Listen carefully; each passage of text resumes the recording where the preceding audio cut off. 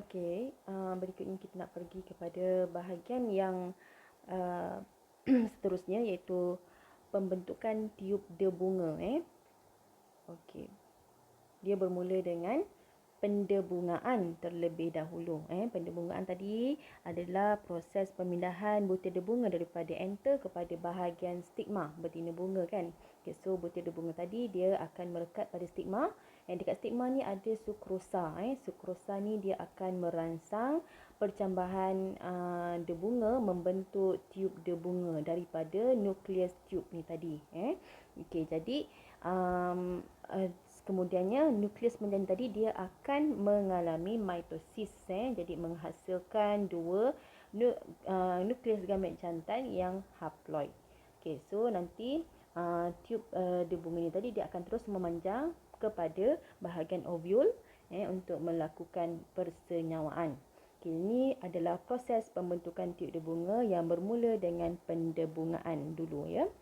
Alright, kemudian pergi kepada bahagian persenyawaan pula. Dalam tumbuhan berbunga ni ia melalui proses persenyawaan ganda dua.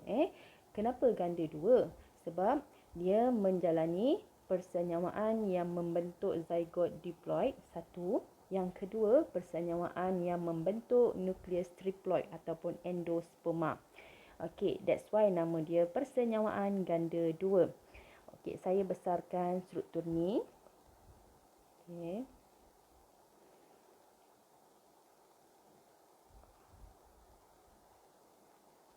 Okey. So, dekat struktur bahagian ni tadi, yang ni tadi, tiup dia bunga dibesarkan kat sini. Okey. So, tiup dia bunga ni dia akan memanjang sampai kepada sel telur. Okey, kenapa dia boleh memanjang sampai ke situ? Sebab adanya sinergit. Sinergit ni dia walaupun dia juga berfungsi menghasilkan nutrien kepada sel telur, dia juga menghasilkan bahan yang boleh merangsang pemanjangan nukleus tube tadi ataupun yang menghasilkan tiup dia bunga tadi memanjang. Dia boleh mengesan kehadiran sel telur di mana kan di dalam ovari tadi. Okey. Dan kemudian dia akan bercantum dengan sinergit sel tadi dia akan merosot bersama-sama dengan nukleus tube. Kemudian sel gamet tadi yang satu akan bercantum dengan sel telur membentuk zygote yang diploid. Okey, kemudian yang satu lagi dia akan bercantum dengan nukleus kutub yang akan membentuk endosperma yang triploid.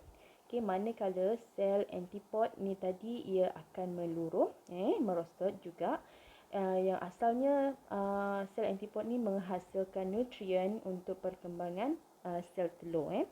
Okey, so ini adalah hasil persenyawaan ganda dua, zygote yang diploid yang terdiri daripada satu gamet jantan dan satu sel telur. Yang inilah yang akan membentuk biji benih. Okey, manakala yang kedua adalah persenyawaan antara gamet jantan dengan dua nukleus kutub yang membentuk endosperma yang akan membekalkan nutrien ketika pertumbuhan biji benih nanti. Alright, selesai.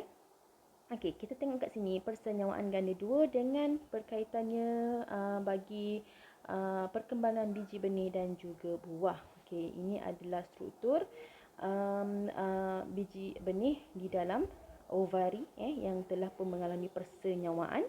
Okey, so dia akan membentuk embrio.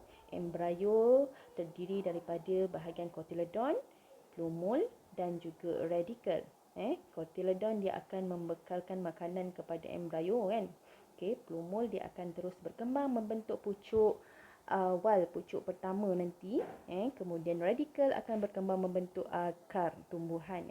Kemudian ada lapisan integumen kat biji benih ni nanti. Kemudian ada dinding ovari dan asalnya kan daripada sekuntum bunga. Bunga tadi kelopaknya atau ranggi atau petal akan meluruh. Manakala bahagian stigma dan stil akan mengecut. Okey, so dekat sini bandingkan keadaan bunga dan buah. Dari bunga akan menghasilkan buah kan. Okey, so kita tengok ranggi gugur, stigma dan stil layu. Okey, endosperma. Endosperma di sini yang tadi hasil yang triploid kan. Persenyawaan antara gamet jantan dengan dua nukleus kutub membentuk endosperma yang triploid. Kemudian ovary, ini membentuk buah ni lah yang kita makan. Okay, and then integumen membentuk kulit biji benih yang dalam ni yang membalik biji benih. Okay.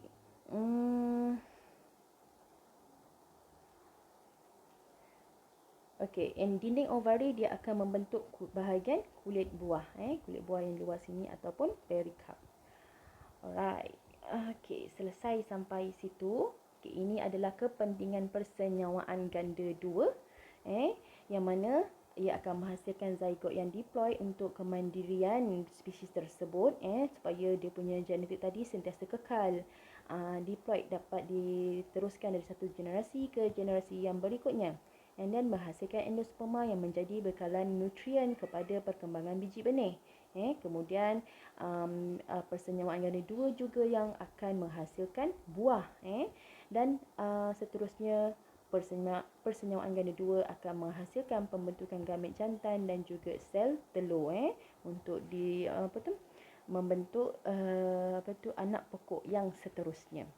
Okey, so bunga ni dia adalah organ pembiakan seks bagi tumbuhan berbunga yang terdiri daripada bahagian jantan yang paling utama yang memegang di dalamnya gamet jantan adalah anther, manakala ovari memegang gamet mengandungi gamet betina di dalam ovule.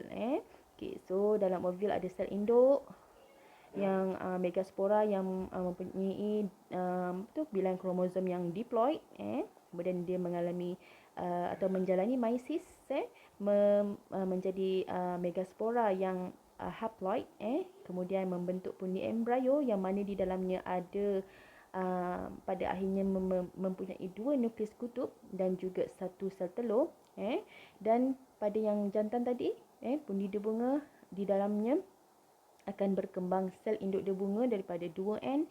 Dia akan melalui meiosis menghasilkan mikrospora, kemudian dia akan terus membentuk butir debunga, dan ketika proses pendebungaan dia akan membentuk tiub debunga, dan menghasilkan dalam masa yang sama ia akan membentuk dua gamet jantan yang akan bersenyawa dengan dua nukleus kutub satunya dan satu lagi bersenyawa dengan sel telur. Itu adalah persenyawaan ganda dua yang menghasilkan zygote dan juga endosperma. Okey, ini akan dilanjutkan kepada perkembangan biji benih tadi kan. Okey, sampai situ dahulu. Nanti kita sambung yang bahagian selanjutnya.